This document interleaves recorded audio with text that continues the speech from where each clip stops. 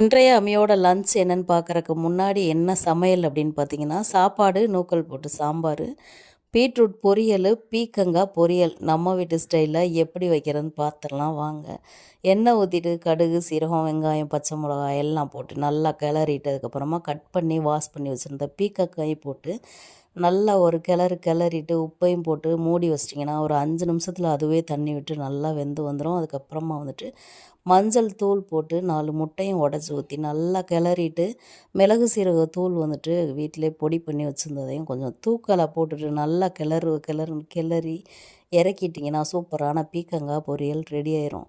Okay, அம்மியோட lunch என்னன்னு பார்த்துடலாமா? அம்மிக்கு வந்துட்டு பீக்கங்காய் பொரியல், பீட்ரூட் சாதம், அதுக்கப்புறம் வந்துட்டு ஸ்நாக்ஸுக்கு ஸ்வீட் கார்ன், 2 தோசையும் ஊற்றி சாம்பாரில் அம்மிக்கு ஊட்டி விட்டுட்டு இன்றைய காலை பொழுது இனிதே முடிந்தது அப்படின்னு சொல்லிட்டு அம்மியையும் ஸ்கூலுக்கு கிளப்பியாச்சு.